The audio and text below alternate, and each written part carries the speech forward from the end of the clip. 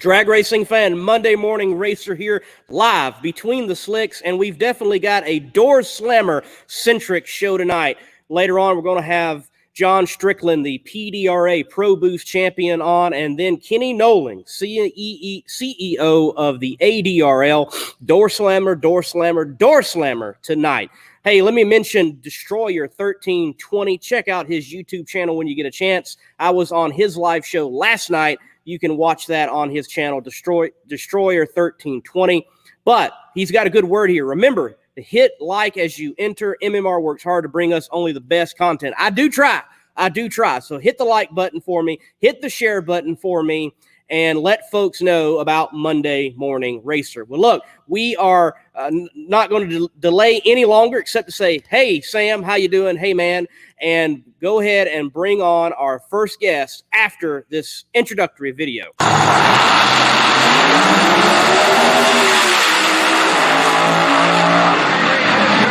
John Strickland.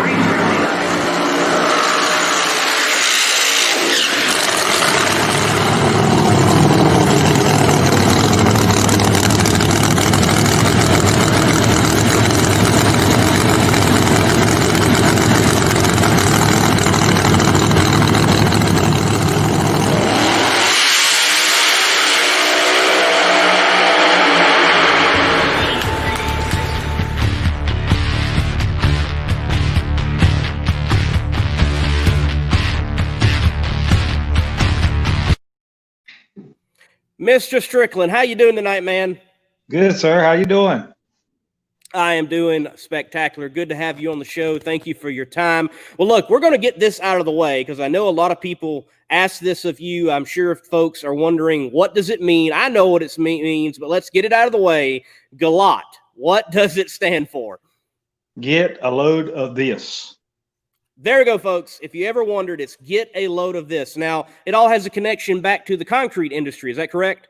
That's right. My father-in-law was in the ready mix business, and it came up when we first got into tractor pulling. We needed a name for the tractor, and at some point in time, they had sponsored a softball team, and on the jersey of the softball team, they had put "Get a load of this" with a ready mix truck or a concrete mixer on there, and it all just kind of come from there. Well, there you go. And, man, look, definitely want to talk about your championship run tonight, but I'm excited to have you on because you do have the ties to other motorsports, and Monday Morning Racer loves other motorsports. So talk to me, man, how many championships is it in tractor pulling? Like, this is the first Pro Boost one, but apparently there's a lot of championships under your belt on the tractor pulling side. Yeah, we've had a really good team in the tractor pulling. We've had some really good success. We had some state titles earlier on, but for the last 4 years, we've had the Grand National Superstock Open Championship. So that's worked out really good. Brent Payne in Ohio and all those guys, they're just like our pro line team. They work really hard to keep us out front.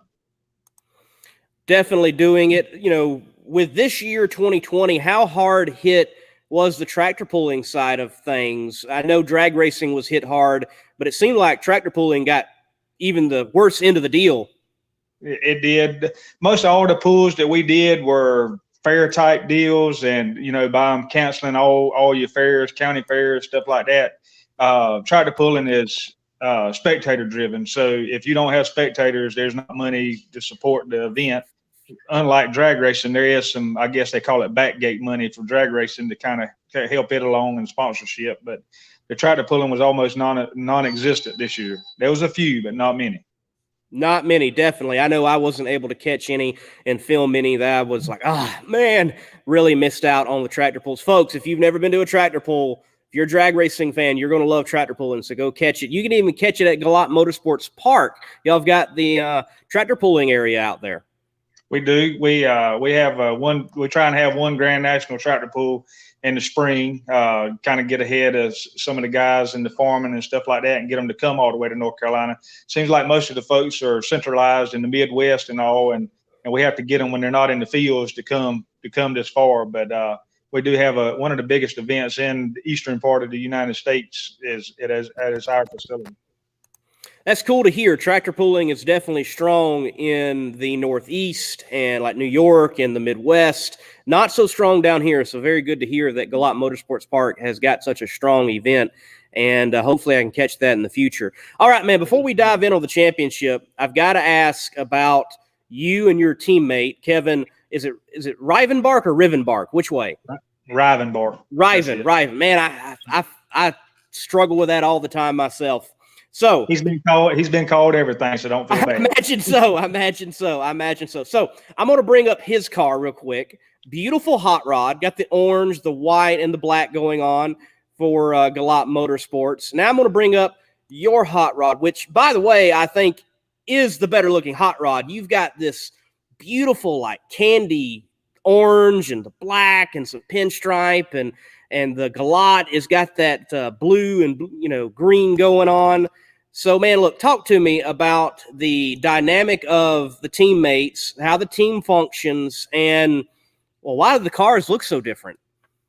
Well, the black and orange are our team colors. All our tractors, they started out with Alice Chalmers, Agco's, which is orange, and through time, the black and the blue just kind of got evolved into the color scheme. But whenever we got Kevin's car, it was already wrapped white, and we didn't know how far along we were going to go with it. To paint it and to see where we were going, we just decided to make it look a little different and add to the wrap, and it just kind of stuck. He liked it, and everybody else seemed to like it, so we've left that alone. But the orange and the black are our team colors, we'll say. Well, man, look, I love your car, and at particular there in Virginia, the sun was hitting it just right. And I was like, I got to get some photos of this thing. As Destroyer 1320 says, sinister looking paint scheme. Yes, it's a good looking hot rod. Definitely a good looking hot rod. But we're going to take a quick break and come back, John. And after the break, we're going to talk about the performance of that hot rod, because you were able to pick up the PDRA Pro Boost Championship right after this word from Strut Masters. Looking for the perfect do-it-yourself air suspension kit for your truck? Strut Masters has got it. Our complete heavy-duty air suspension kit comes with everything you need. It bolts right in with no modifications. You can have it all. Heavy-duty hauling and towing performance and the smooth ride you crave. Get a complete air suspension kit for your pickup at strutmasters.com or call us at 866-597-2397. All right, John, we'll kick off with this question from Scott. He asks, how big of a Pro Charger does the PDRA allow? And you made that switch over to the Pro Charger, setup and configuration. And from what I understand, and asking you this before, y'all have been very pleased with the switch. We have the Pro Chargers have been really, really good to us, and Pro Chargers have been really good to us and working with us. And as we tear them up, they take them back and tear them apart and figure out where the weak links are, and they just keep improving on them. So it's been a really good deal for us, and hopefully for Pro Charger. There's been a lot of Pro Chargers sold. It seems like a lot of people have switched to that. So, and I'd like to think that our success with it has contributed to that. I'm sure it has. I mean, they definitely can hang their hats on the peg of GALOT Motorsports that, hey, we went out and got a championship with John Strickland and Kevin. I mean, still finished second in the points? Where did he wind up? I think, by the way, it wound up finishing, and Kirk took the tree on Tuesday or whatever it was. It wound up pushing Kevin back to fifth, I think. Is what it did. Okay. Yeah. Hey, still a top 5 finish in a class that had a lot of entries over the year, a lot of entries. It did, and a lot of Pro Charger entries. So at one time, it looked like it was going to be an all Pro Charger class, but thank goodness a couple or three of the Roots folks kind of stepped up their game and were able to get competitive with us with a couple little rule changes. And we'd love to see the turbos come back to the class too. That makes it a lot more interesting when there's a lot of power adders. Certainly does. I like seeing a lot of different power adders. And in mentioning power adders, turbo coming back in, do you ever envision a day where the PDRA might race a few races with nitrous also along with the boosted guys in the same class, or maybe even have a runoff? Whoever won Pro Boost and Pro Nitrous, they run off and you're like, Pro Mod champion of the event or something like that.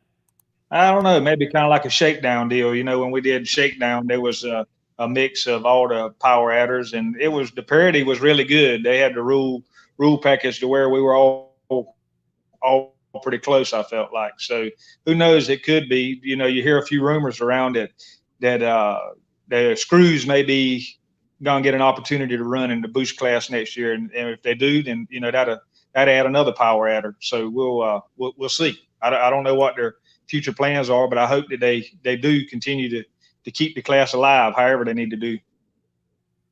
I agree. I mean, let's welcome almost any and everybody and see what happens. And I think that's really the nature of what I know we're saying Pro Boost, but a Pro Modified has always been something that has allowed these wild and crazy bodies and power adders and like, if you can do it and get it down the track, hey, help yourself. Mm-hmm.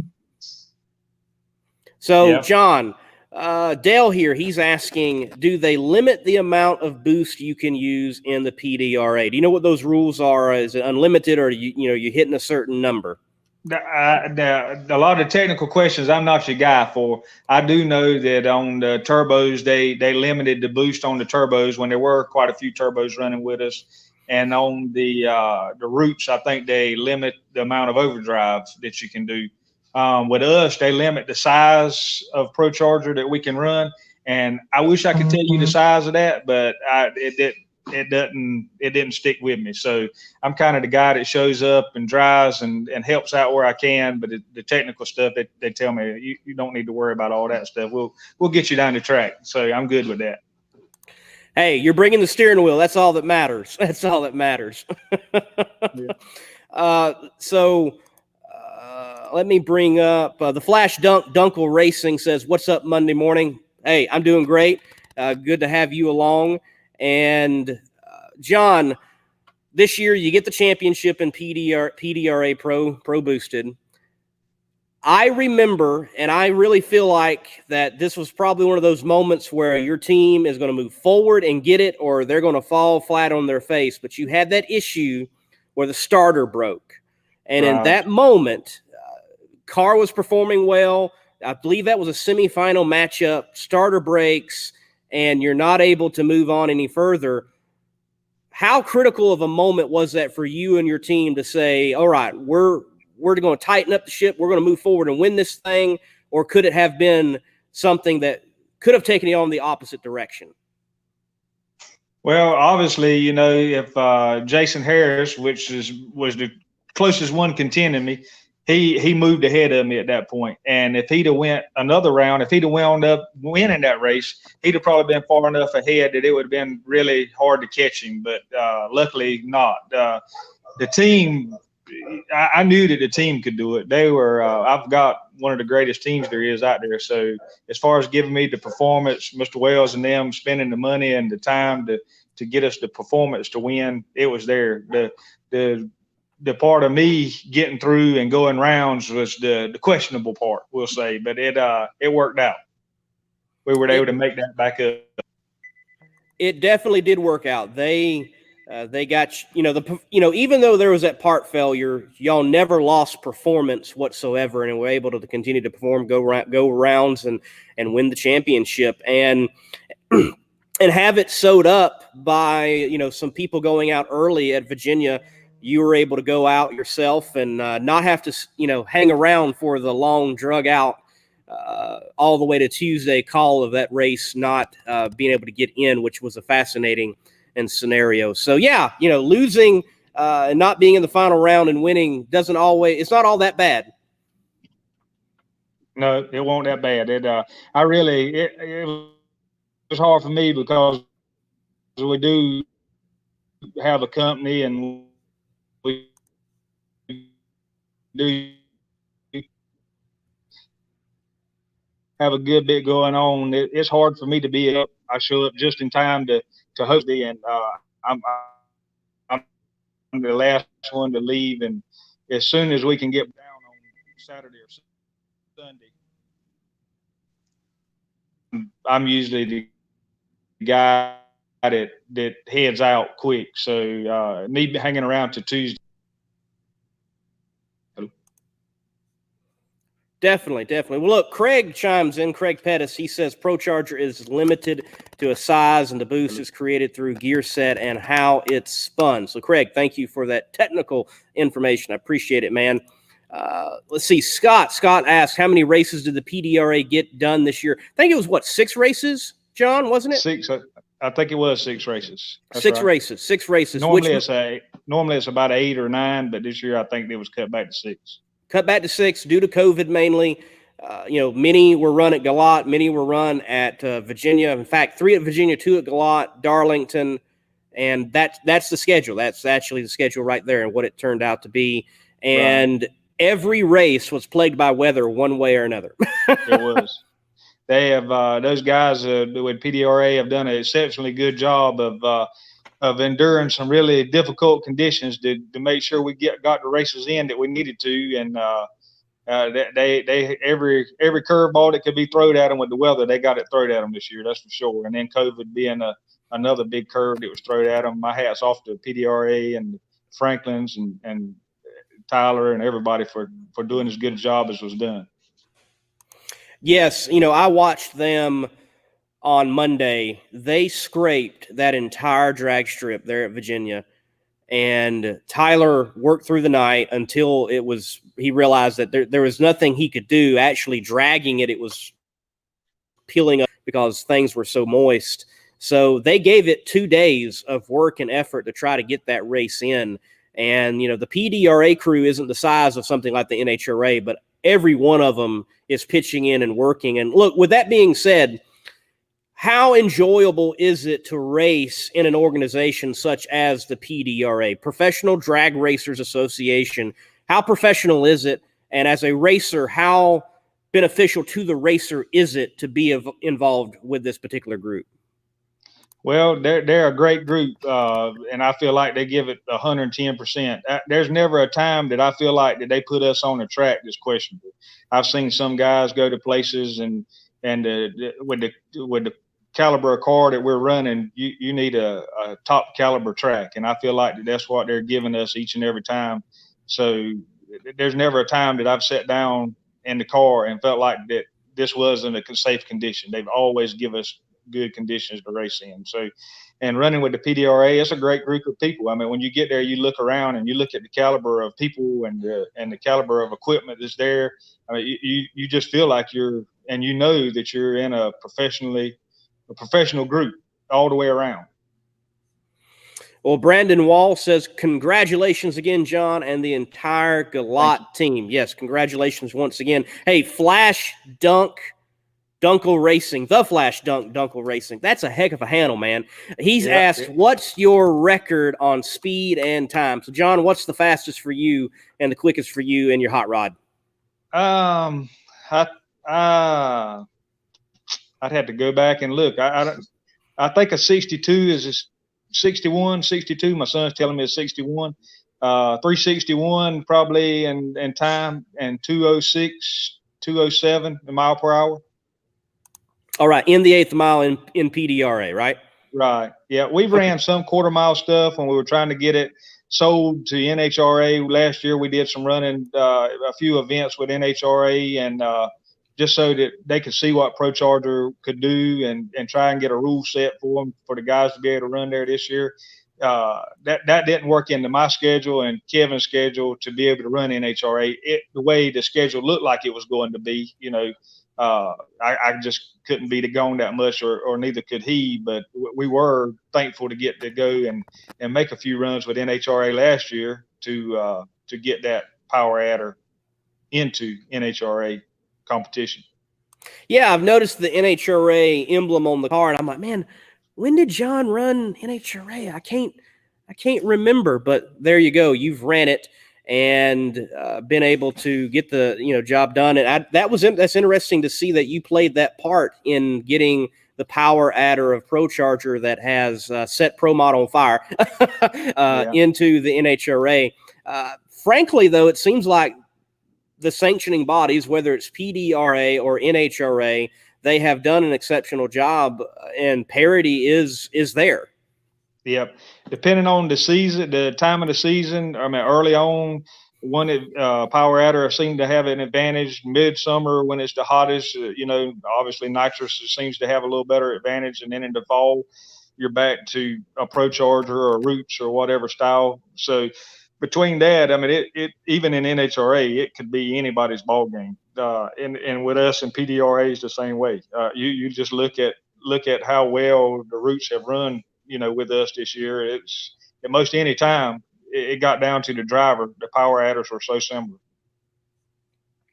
Definitely so. And that's something about 8th mile drag racing. In fact, I like so much is, in my opinion, put back into the driver's hands. You have to get off the tree. You have to get off the line. You don't have the opportunity for horsepower really to come on the other side. From the driver's seat, do you feel that's the case? Do you feel you have to be up on your game each and every time on that tree? You do, and you can look at some of the red lights I've had and felt like that I knew I had to be up on my game, and I got a little too quick on my game, and so I've lost a couple of races because of knowing that I had to be there, and just was a little too quick.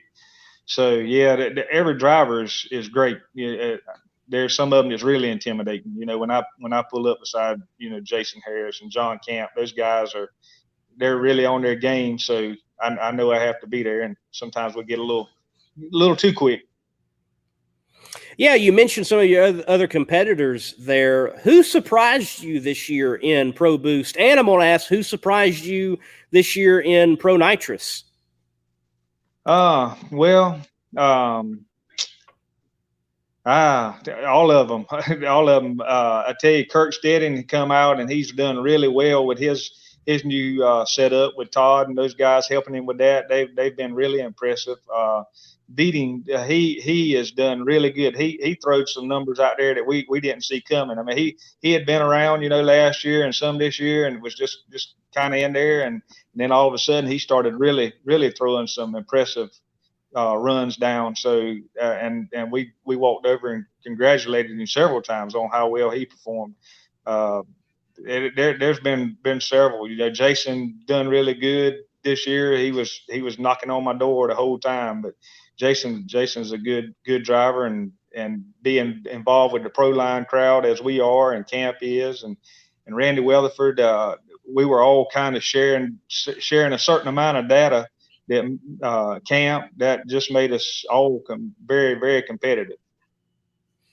All right, man. Well, look, Destroyer 1320 has got a super chat from YouTube. Man, that's the first super chat ever. Thank you for that. And it's a $5 super chat, so I got to pay attention to that question for sure. He says, what is John's routine when something goes wrong to get back in the zone? So you definitely had that happen this year. What do you got to do as a driver to get your mental fortitude back where it needs to be to go out there and race, man? Well, the main thing with me is I don't do it all the time. I was talking about this with somebody today. So if there's a way to make a mistake, I have to figure out how I made the mistake pretty quick, and then figure out what to do to not. I don't get to make that many trips down the track a year. So if there's a way to do it, it seems like I can figure out how to mess it up. But at least that I'm have been fortunate enough to realize my mistakes and try and not redo the same mistake over again. But I do keep finding different ways to make mistakes to where so I guess I'm still learning. I'm not too old to keep learning. Definitely not too old to keep learning. Destroyer 1320, thank you for the comment. Colton Jordan, the voice of the ADRL, he says, hey, champ, congratulations. I think my interviews at Shakedown helped a little bit. Colton Jordan definitely getting the job done out there. And I got to say, maybe my interviews helped a little bit. That's all I got to say. Maybe. Yep. I agree. They're all good. They're all appreciated. That's for sure. And yes, then definitely. too, sometimes I get out and I'll get back in there with Kevin, driving Bart. Kevin's been racing a long time, and I'll pick Kevin's brain about some things, and he'll tell me, well, what this one's going to do. And so it helps out to have a teammate that you can talk to. I mean, we have a little bit of a rival between us, always if we ever get a chance to compete at the tree, but still he's been a great help to me, because Kevin's been around for racing for a good long while, and he's got a good bit of knowledge that he can help me with. Stellar, man, stellar. Yeah, you got to have a little in-team rivalry and have some fun with that, definitely. Well, man, look, we're winding down with our time with you. We got to bring on Kenny Nowling here in a few moments. Kenny, can you hear us? Give us a wave. Can you hear us? Yes, he's got us. He's got us. We'll be bringing Kenny on in a few moments. So, Dunk, he said I could just say Dunk. He asked, what's the scariest thing that's happened to you in drag racing, but you still had control? So what moment was the highest pucker factor for you in drag racing so far, John? I guess we were down at Bradenton a couple of years ago running a PDRA race, and my parachutes dropped down and went under the car. And when they did, they went under, wrapped around the brake lines, tore the brake lines loose. So I'm mashing the brakes and nothing's happening. Chutes won't out. Had no chutes, no brakes. So I'm just pumping, nothing happened. I guess luckily the Lord was looking out for me that time. Just before I went out into the produce field at the end of the track down there, I come to a stop. So that was kind of nerve wracking. I'd already kind of picked the road that I needed to go down, and I got stopped before I got that far. That and the only other time, I think it was at GALOT, I had a chute, only one chute come out, and when it did, I got in some oil or something, and it snatched me sideways, and I switched lanes. Luckily, the other car had already got past me there. And so when you're in one lane and then all of a sudden you're in the other lane, that's pretty good little puckering factor after you get out of the car. It doesn't realize it as much during that time. You just react. After you get out of the car, you think, well, that could have went the wrong way in a hurry. Definitely. It's kind of like filming, and you're on the line, and a car gets near you. Afterwards, I'm like, oh, that was a little closer than I wanted it to be. Yeah. So, well, man, look, thank you for your time. Congratulations on your PDRA Pro Boosted Championship here in 2020. I think this one's going to be a sweet one for you. Obviously, the first one, but it was in 2020, and you got it done.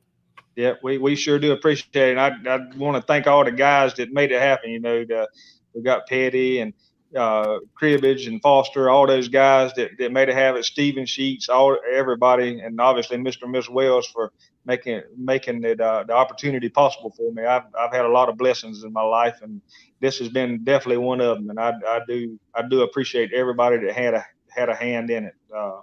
Kevin too. Without Kevin getting us started in this, we would have never been in the racing. So I got a lot of folks to thank. It wasn't me. It was all those guys that made it happen. I just happened to be along for the ride and enjoy it. Well, man, I'm glad you're enjoying it. I've enjoyed having you on Between the Slicks tonight. Thank you, sir. Thank you. Appreciate the opportunity. Well, folks, that was John Strickland, driver of the GALOT Motorsports Pro Boosted Camaro Entry champion in 2020. After this word from Hero Soap Company, we're going to bring on Kenny Nowling after seeing some footage of the ADRL. Hero Soap Company is a veteran-owned establishment that produces all-natural, essential oils-infused soap that is sold with a portion of the proceeds supporting other veteran groups. Hero Soap Company. Heroes supporting heroes. Be a hero yourself and buy a bar and let freedom clean.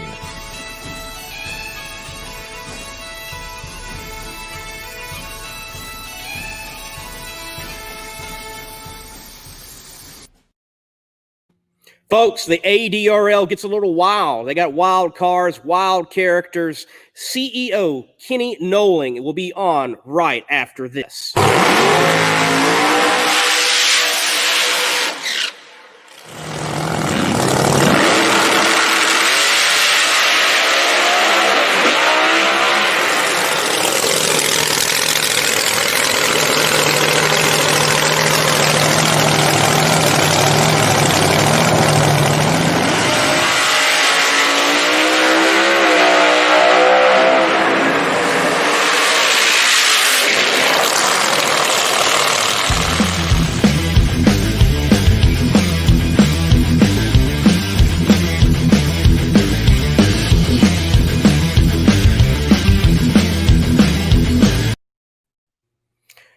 Kenny Nowling, how you doing tonight, man? I'm doing good, brother. How are you? Man, I'm doing great. Great to finally have you on. The last time I was supposed to have you on, you were having to do some sponsorship handshaking, closing the deal when we had Mel on, but Mel did some good pinch hitting. But it's great to have you on, and looking forward to talking 2020 ADRL, because I was very impressed my time at the Texas Motorplex for Dragpalooza. And man, I hate it that I missed in all the other ADRL events, but with the nature of COVID and stacking of all the events, it's just the way it was. But I hope in 2021 to be able to catch more ADRL. Look, other than that 2-car crash there at Texas Motorplex at Dragpalooza, what's the wildest moment for the ADRL this year in 2020? On the track, it would have to be EJ Hickel this past weekend. It was, I got to tell you, I have no idea how he saved that car. It was the first time EJ had raced with us, and his beautiful crime boss 41 Willis, and it was wild, man. The car went completely sideways. There's a video on the ADRL Drags Facebook page. It got out of shape, and right as he crossed the 8th mile mark at 660 feet, got completely up on 2 wheels, was headed straight for the right wall from the left lane, and I don't know how he missed it. Just a great, the good Lord was riding along with him, no doubt, but much like Randy Merrick and Jeff Cummins, I was able to give EJ a hug afterwards, because, we have a singular goal when we go to any ADRL event: get everybody home safe. And, we were able to do that each event this year, and that's the most important thing. But yeah, definitely EJ Hickel at the Drag Stock 12 event at Gateway Motorsports Park. That was one hell of a ride, one hell of a save. I'm glad to hear that it was a save and not the collection of 2 cars or even just 1 car. Dunk throws in this. He says, okay, now I have never seen race cars as fast or as cool as those. Man, look, ADRL has got some wicked cool, fast drag cars. I mean, the Willises that are competing there, the Corvettes, it's not just Camaros. It's a little bit of everything. It's kind of what Pro Mod was founded on, and you're continuing it, but they're going just as fast. So what is the philosophy of the ADRL as a drag race competition, but also as a show?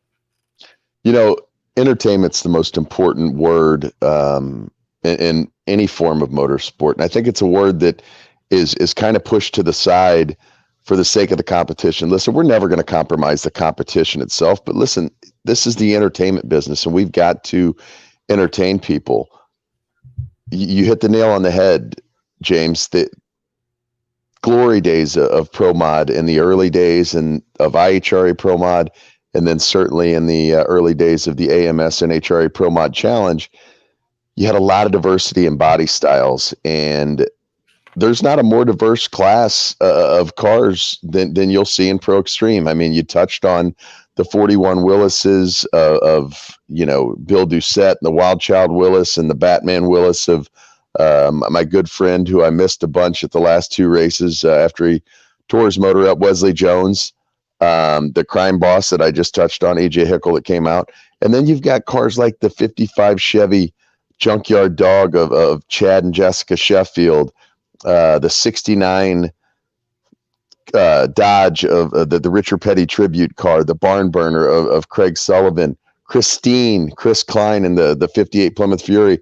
And what about Chuck Weck, the ticket cover boy and 80-year-old Drag Stock 12 t-shirt cover boy and his 59 DeSoto Fireflight? And then you throw in a bunch of different older model Corvettes, and there's a couple of new cars sprinkled in here and there, but for the most part, it speaks to everything I want the ADRL to be about, and that is entertainment, high-paced action, fast-paced racing, and on the edge and out of control. Definitely that's going on in the ADRL. My personal favorite, I love Jim Jolly's Corvette. It is such a clean, slick car. And that paint, it's like, what color is it? I go this way. It's a different one.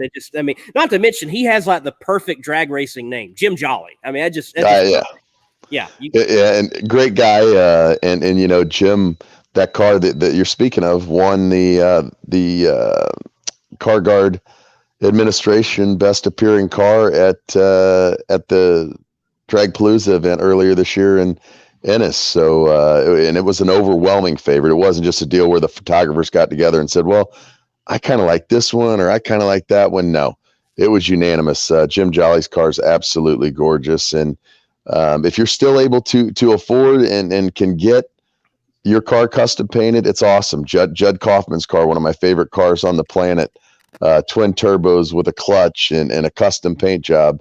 Of course, shameless plug for one of our partners and sponsors, Chris Davis and the folks at Kryptonite Customs. If you're going to go the other way and you're going to wrap your car, he's wrapped so many of these badass hot rods, from Chad and Jessica Sheffield's car, which is just a work of art, to the beautiful 69 Daytona of Craig Sullivan, and so many more. So kkwraps.com. If you can't afford those badass custom paint jobs like Jim Jolly's got and Judd Kaufman and a few others. All right. Well, look, Scott throws this comment in. I have no, connection to it whatsoever. Maybe you do. He says, remember when Larry Dixon dropped in on the SGMP race? So yeah. What's he talking about there, man? Well, Larry was actually driving for Alan Abbey at the time, and my son KJ was driving a junior dragster that was, down to every decal on the car with the exception of their names. The cars matched, and Larry came out. Larry and I have become good friends over the years, and obviously a multi-time Top Fuel champion, and in my opinion, not only a future Hall of Famer, but one of the greats of the NHRA Top Fuel class. But yeah, he showed up at SGMP. It was a great surprise. KJ was thrilled. Obviously, he was driving a car that looked just like the car Larry was driving in the NHRA Top Fuel series. So that was pretty cool. And we've been fortunate over the years. We've had a lot of not just NHRA drivers, but Don Schumacher showed up at the Gateway Drags back in 2009, and just to take it all in because he wanted to see it. And we've had lots of celebrities over the years that have come out to our events. One of our claims to fame is our national anthem singers in 2006 at the Georgia Drags. Young man by the name of Luke Bryan sung our national anthem. He and the gentleman I'm going to mention next both got their start by a good friend of ours, John Kane, who had a college bar down on the campus of Valdosta State University, just south of Cecil, the Mellow Mushroom. And Luke Bryan got his start there. He came out, he sang the national anthem, played a concert at the Georgia Drags that year. Later in the year at the Gateway Drags, a guy you've all heard of by now, Jason Aldean, sang the national anthem and played a concert there. So if only we knew then what we know now. Well, exciting times, definitely, man. Yeah, that's just it. The ADRL, y'all have got a model that when I saw it, and then talking to you, talking to Colton, Mel, and I'm like, wow, this really ought to be the model everywhere. Like it should be the thing. $20 to park, and that's it. You can't go wrong. Load the bus up and park the bus for $20, and the tracks can make things back in concessions and that sort of thing for sure. And people are going to buy a t-shirt for sure, but you don't have to hit them on the nose with $80 for a ticket. You just don't have to do that. And then to the teams, y'all are not charging these teams absurd amounts of money to come race. They're providing the show and you're working with them. Well, and that's the most important thing. And has always been the most important thing to me, is not charging the racers. Is I've used the analogy many times. When Tom Cruise came on the set for the new Top Gun movie Maverick that's coming out, nobody asked him for $25,000 to get on the movie set that day, or any of the days that they were filming. And it just seems, again, I take a lot of heat, a lot of it well-deserved, some of it, it's just part of being a promoter. But I can tell you that I think there are certain classes in drag racing, and Kyle Riley and what they've done at SFG Promotions and a lot of the other big bracket racing series around the country that are paying out big money, you expect to pay that entry fee. But when you're a professional drag racer and you're spending millions, not just, this isn't a hobby sport for guys that can come out here, and spend a few $1,000s, you're spending millions on equipment, race cars, and then you're risking your life. Literally. I mean, these things, listen, James, every time these cars go down the track, they're meant to hurt people. And by technology and wonderful chassis builders like Larry Jeffers Race Cars and great safety equipment like RJS,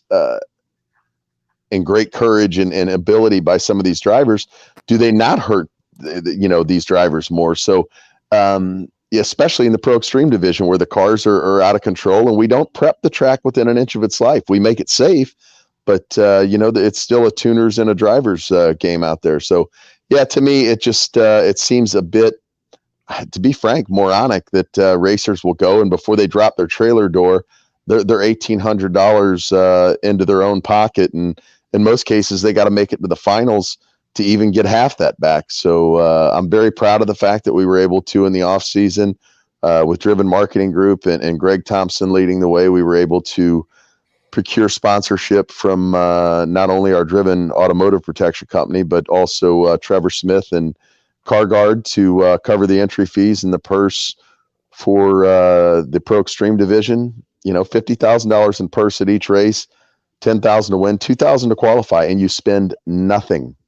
Zero, zilch, not a penny. And then Walco Funding stepping up and doing the same thing for Extreme Pro Stock. So just something that we're very proud of and something that I think, the more these racers, and we know what's going on with COVID and this, that, and the other, and the NHRA is taking a lot of heat about the reduction. There was just a great article, Richard Freeman, of course, of Elite Motorsports, who fields countless teams in NHRA Pro Stock, had some pretty harsh words, but you know what? Sometimes deservedly so. I think if you're going to make cuts as a sanctioning body, you got to do it anywhere but the racer's purse.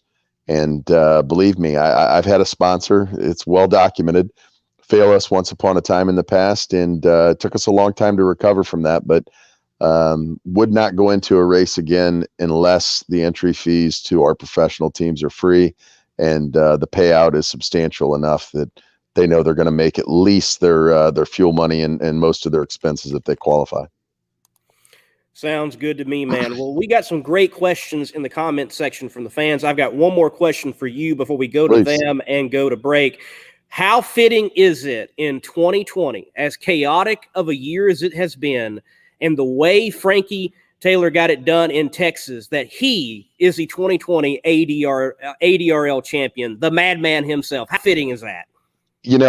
It was one of those deals where I knew on Thursday, I want to say probably about 10 p.m. when I saw the weather forecast change, I thought things have just dramatically shifted. I think earlier in the weekend, you would have, if we were trying to put odds on it, I think just based on his performance all season, Jason Hamster would have probably been the odds-on favorite, and he did make it to the finals. But when the track got tricky like that, I've seen Frankie and Paul Taylor go down tracks that guys couldn't get off the starting line, and they've got the field covered by 2/10 in some cases and 15, 20 miles per hour. It's just incredible.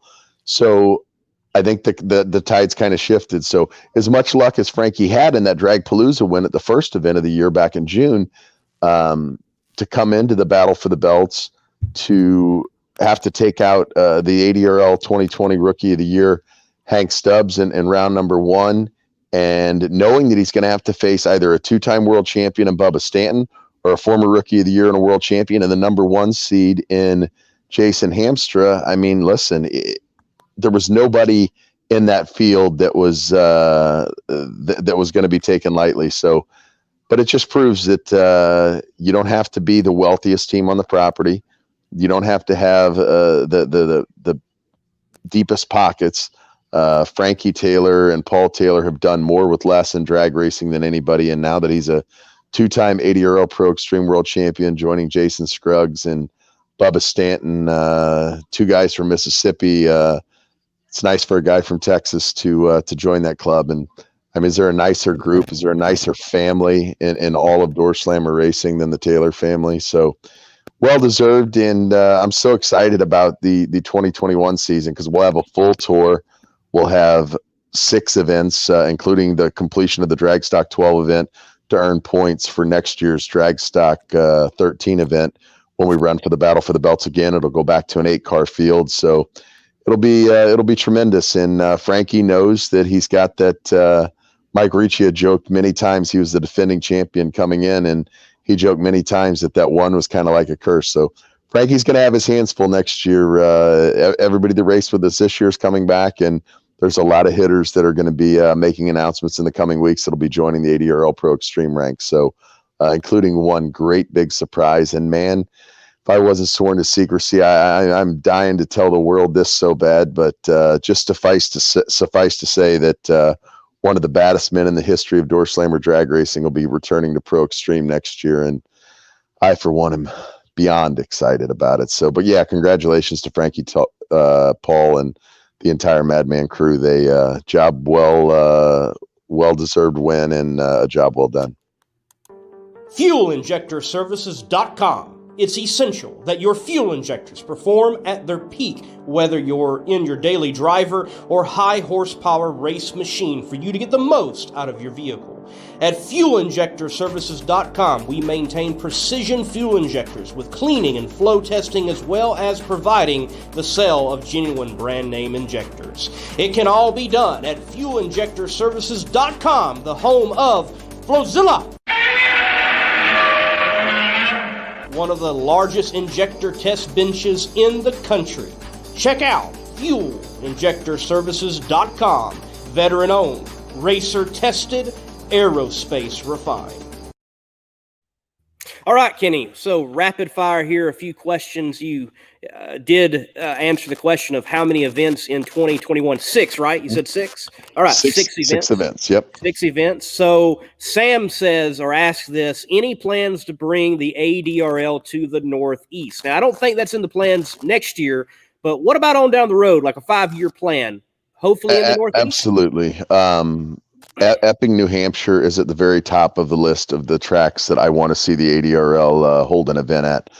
My wife and I are actually in the process of looking at homes up in the New Hampshire area on Hampton Beach, which is a 30-minute drive from Epping. So that was one of the requirements. We had to have a national event track within 30 minutes or wherever we ended up after St. Louis. But yeah, Epping, New Hampshire would be great. We're working right now on 2 East Coast races for next year. Of course, we're returning to Worldwide Technology Raceway in the spring and in the fall, and of course the Texas Motorplex in Ennis in the spring and the fall. And we're working closely right now with a couple of tracks that I'm contractually bound not to release until we get the ink signed. But we're working really closely with a couple of tracks on the East Coast. 2022 definitely into the Northeast, and I'll just put my cards out there. Epping, New Hampshire would be my first choice, and we're going to work hard with those guys to make that happen. All right, there it is, Sam. Epping, New Hampshire. I love Epping. It's not like the most pristine facility, but it's got a great heart of a facility. It's got like that throwback feel. They love drag racing there. You can tell they love it.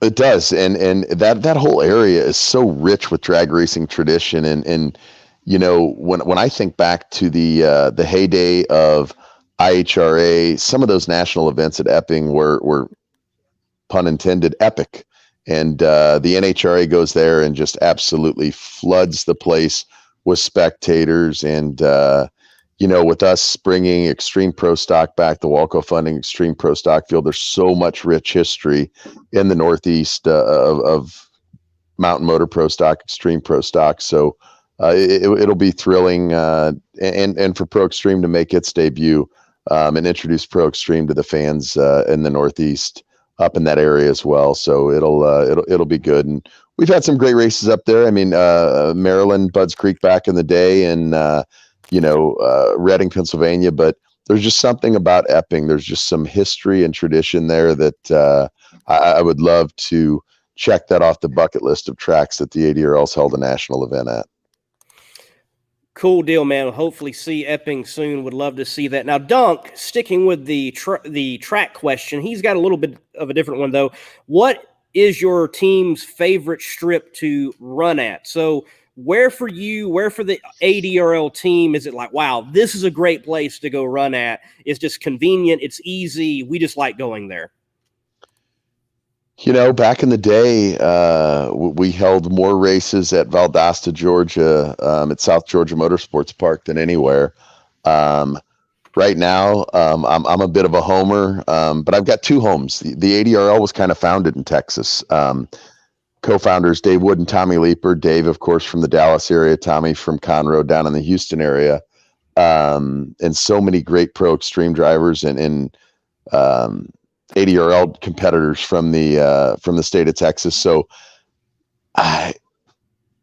St. Louis Gateway Worldwide Technology Raceway is my home track. I've had the pleasure of spending a lot of time out there, and that's where it all started for me. But I'd have to say it's a deadlock right now with the Texas Motorplex, and I know that's the right thing to say since there are 4 of our 6 races next year, and they're where we held all of our events this year. But there's just something special about Gateway. The Gateway drags in 2009 and 10 are the 2 most well-attended drag races, unless somebody can show me some statistics otherwise. They're the 2 most well-attended drag races in history, and the Texas Motorplex is in the top 5 as well. So we held our world finals there for years. I got married there at the Texas Motorplex. We were going to have our big wedding Saturday night after the event.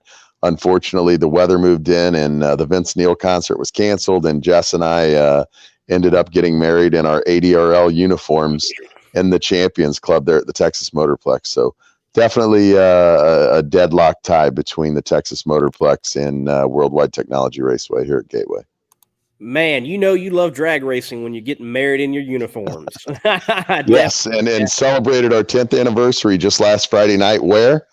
At a drag strip at Dragstock, and it got rained out too. So I think the good Lord's probably trying to tell me I should not be at a drag strip for any more anniversaries or weddings. And I don't plan on having many or any more weddings. I do plan on having many more anniversaries, but just so happens that the Dragstock weekend falls on the anniversary of Jess and I's wedding. So, but we love everything about being at the drag strip. It's a big family for us, not just for the Nowlings, but our extended ADRL family. So it's nice to be able to celebrate with them. Kenny, look, thank you for being on. It's been a pleasure, and look forward to having you, Mel, Colton, on the whole ADRL team in the future. Love what y'all are doing, and hopefully MMR can get back to an ADRL race soon as well. It was great having you out earlier in the year. I enjoyed meeting you. I can't thank you and your partners and Chip Lofton and Struff Masters for everything that he's done for drag racing. And you definitely have a very bright future. As someone who's a big fan of broadcast journalism, you do a great job, man. And I know you're grinding, you're working hard at it. And the ADRL support Monday Morning Racer as long as we're able. And we're honored to have you at an event anytime. We'll always roll out the red carpet for you. Kenny, appreciate it. Thank you, sir. Have a great night. God bless. Folks, Kenny Nowling, CEO of the ADRL, and I'm definitely looking forward to what the ADRL has got coming in 2021 and beyond. Well, look, I got to cut it right here, right now. Chip Lofton is in the rest of the facilities here at Strutmaster's headquarters. He's waiting on me because we got to fly out really early to get to Las Vegas in the morning. Dan, IT guy, says this: I was just rewatching Monday Morning Racer's interview on Destroyer 1320's channel. Great stuff, guys. Wow. Yes, check out Destroyer 1320. Check out ADRL, PDRA. Make sure check out Monday Morning Racer on Facebook, Instagram, Twitter, YouTube, even Periscope, which is broadcasting live right now. Folks, I'm the Monday Morning Racer. This has been Between the Slicks. Until next time, God bless and keep the pedal to the metal.